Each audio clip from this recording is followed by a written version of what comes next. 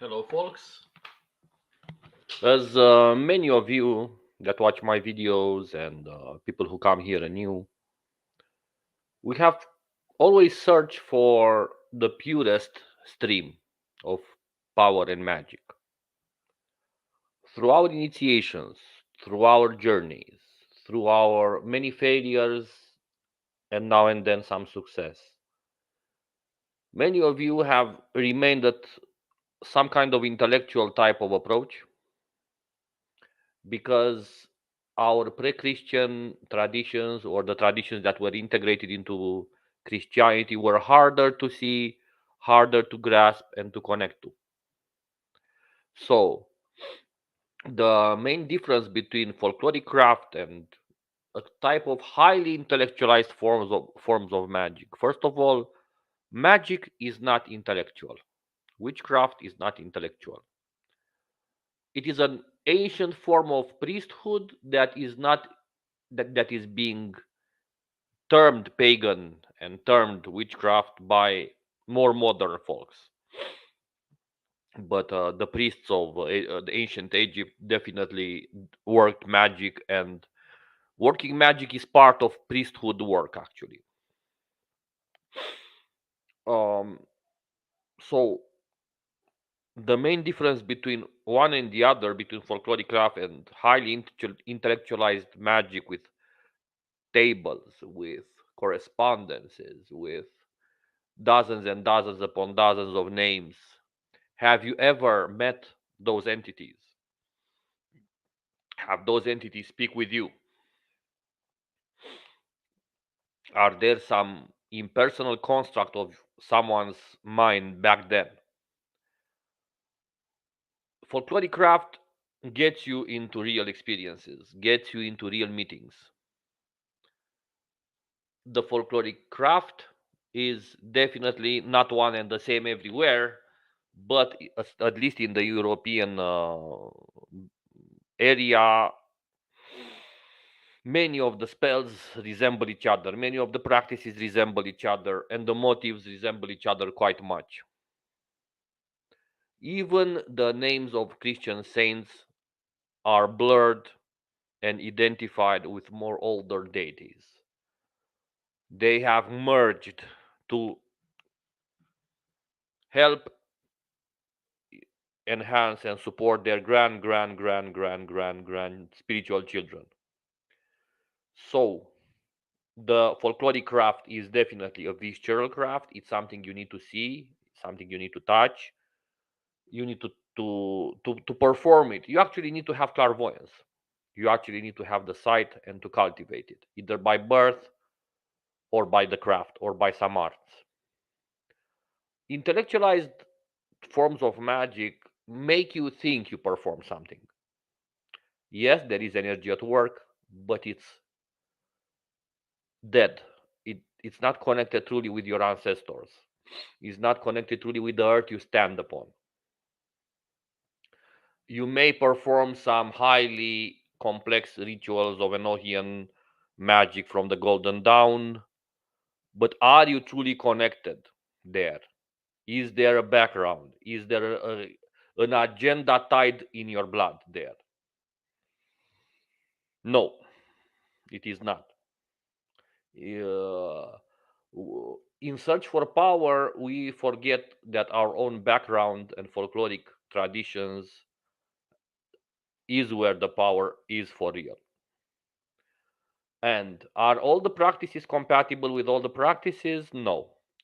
Are all the deities compatible with all the deities? No. Definitely no.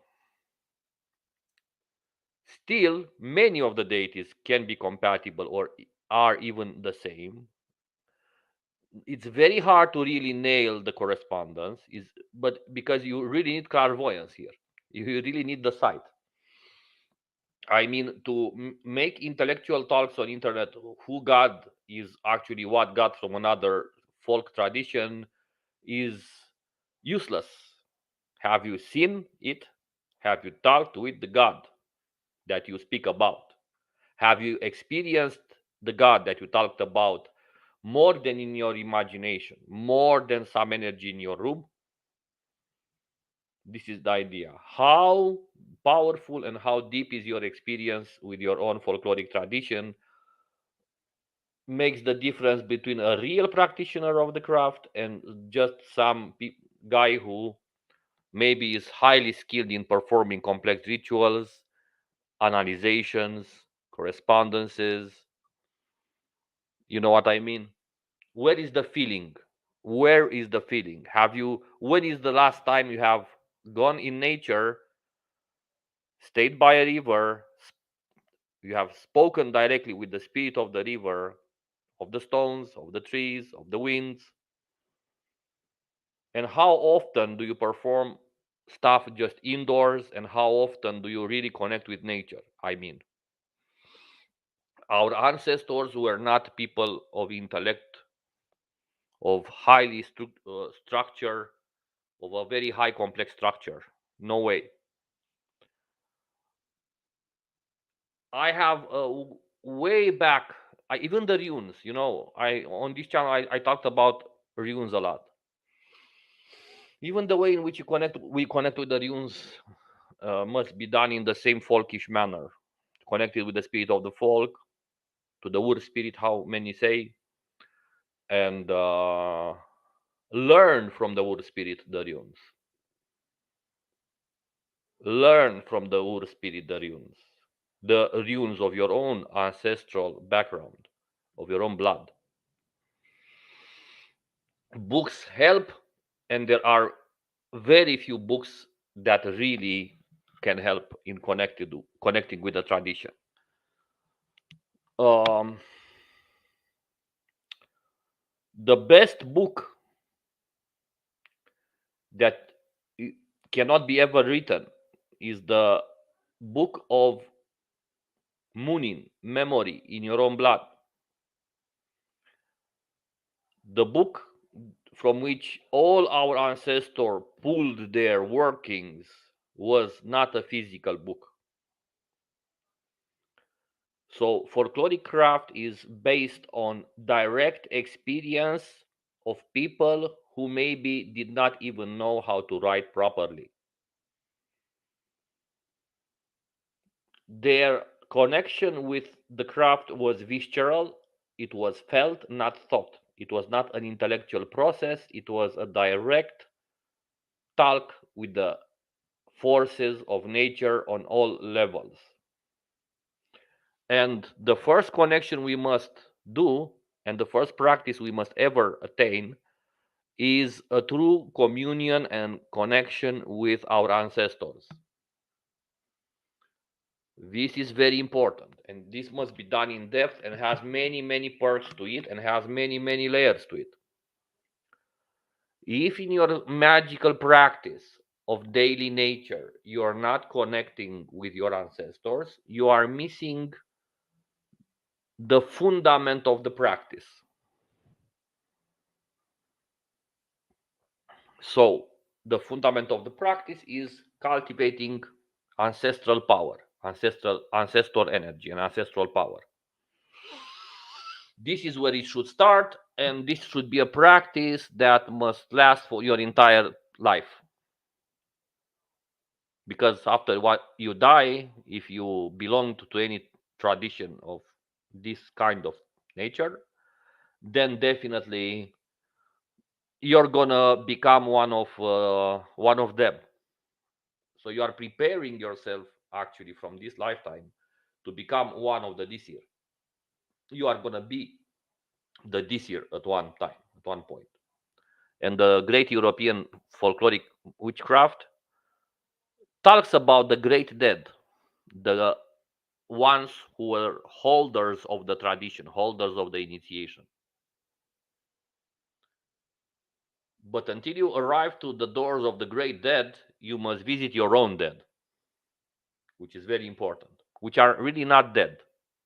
Actually, they sometimes the ancestors feel more alive than actual people to the practitioner of the craft. So I'm not speaking here as a guy who just started this a couple of minutes ago. I have experience in magic for many years. Um, some of I don't have fake claims, by the way. Um, I had teachers a couple of years. I have learned from books too. I have learned from direct experience too, and from direct teachers too. I had my own stuff to realize too, which is highly valuable. So go forget about the intellectual part of magic, forget about reading books on a lot of magical topics. Go and connect with nature, go and connect with your own soul deeply. That's where all the answers are, my friend. A ritual of magic is born out of your direct experience with the soul of the world, soul of the plants, soul of the trees, of the earth, of ancestors, of your own family, of your own beloved. On this is based everything from the this is not even restricted to the European part, because, for example, there are some veve of voodoo that resemble magical runic staves from Iceland 100%. So definitely the spirits, some of them are bound to a place, but some of them are traveling too, between races, between cultures. And this is natural. The exchange is natural. But you must have the fine nuance wisdom to get it. Some are compatible, some are not. Even there are deities who dislike each other.